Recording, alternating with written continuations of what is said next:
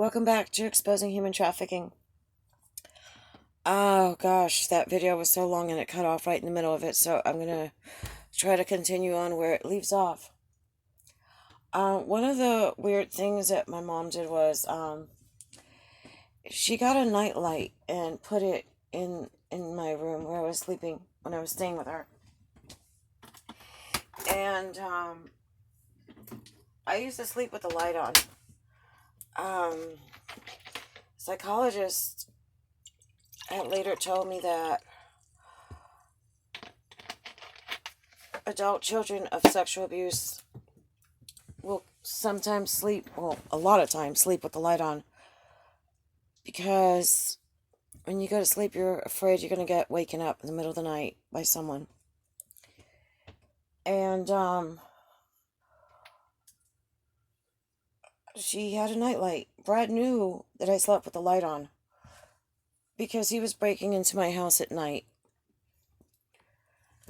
He had gotten the key, the spare key that I had outside for an emergency if I got locked out in bad weather, so I could get back in.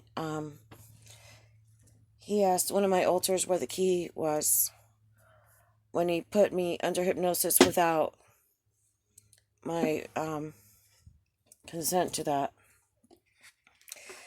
And that's how he would break in. She was just so weird.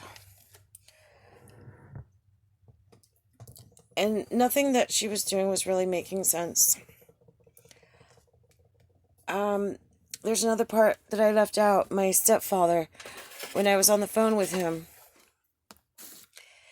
he said that I needed to remember that the most important thing was family, and the past was the past, and I needed to forget the past, and I needed to move on to the future, because he knew that Brad was coming back. And they're trying to set me up for a ritual. The reason why the memories sometimes come in pieces is because the alters were handling it. I was conscious of what was going on, and I'll explain the alters in another video, the way it works. And the doctors are learning from me, because this is like a new field. After all this satanic ritual abuse started happening to children, and a lot of children ended up with multiple personality disorder, was when they started to understand.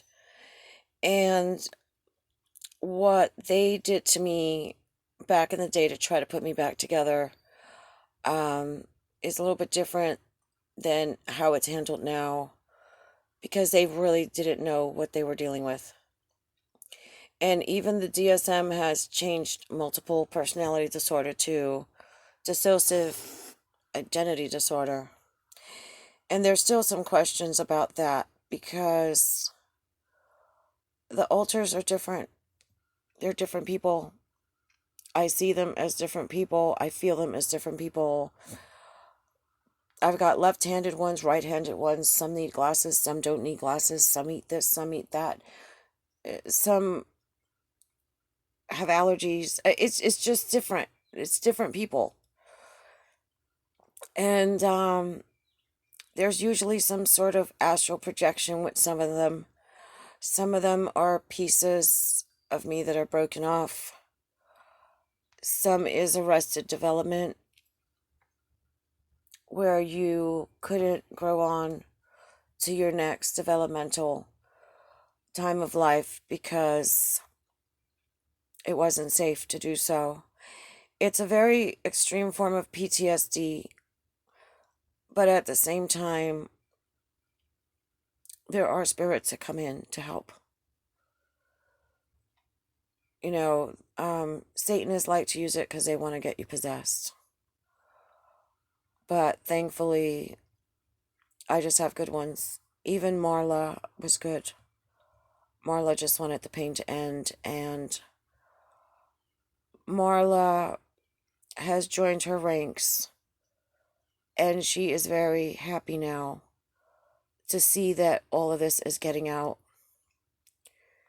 and that justice is coming. Because, believe it or not, having this channel is giving us some justice because it's getting that information out to you guys. Because there's more than one way to skin a cat. And awareness is what's going to stop this. And so Marla doesn't get suicidal. Marla is actually happy the way she should be.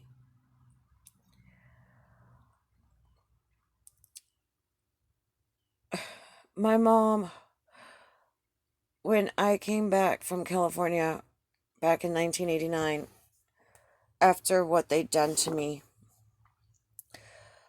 I had that engagement ring on my hand. And I showed it to her. And I said, "Look, I'm engaged." And she said, "To who?" I said, "It's a boy. He's from Missouri. And he wants to be an actor. And he's going to be a star one day. You watch." You know, it's funny. I'm the only one that believed in Brad. Brad didn't even believe in himself. And my mom rolled her eyes and walked off. I had a celebrity boyfriend in Puerto Rico that was very famous and very rich. And she was always pushing me to marry him because he had money. That's all my stepmom knew. Money. Does he have money? Is he rich? And because this boy had nothing, and she asked me what he did for a living, and I said he worked at a fried chicken place. He made $5 an hour. She didn't want anything to do with that. However, fast forward at 30 years, when Brad Pitt shows up and now he's a millionaire, he's not smelling like fried chicken anymore. And he tells her that he wants to marry me. Oh, yes, son, welcome to the family. And that's why she was in cahoots with him.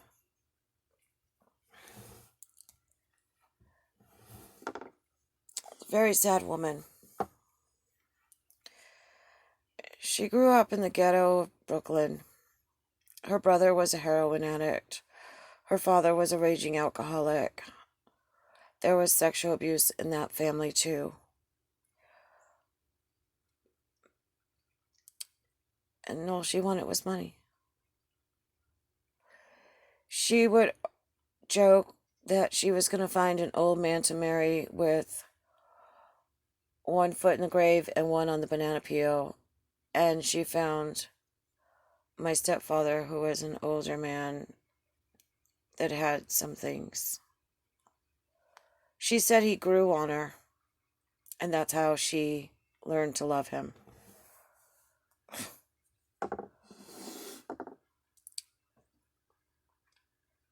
I don't have any contact with any of these people. I just can't deal with them. And because of their criminal activity, I've disowned them. Luckily, the altars have adopted me. And I do have family. There's one that cooks, there's one that cleans, there's one that goes shopping, there's one, well, there's actually a few that you better not fuck with me. Because they'll take care of you real quick. And slowly, in therapy, we're meeting new pieces of us. It's like sometimes I ask my therapist, am I an AI? What am I? Who am I? And then I realize I'm loved. Because all these pieces have been fighting so hard to keep me alive. And that's who and what I am. I'm loved.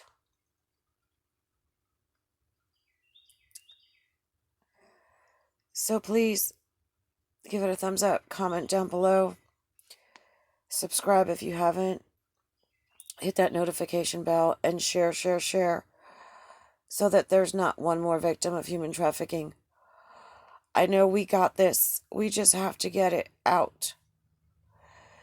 And the more that comes out, the more children will be safe.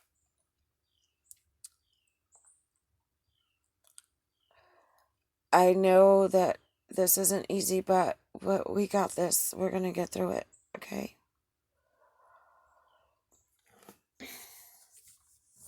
It's one day at a time. And reaching one person at a time.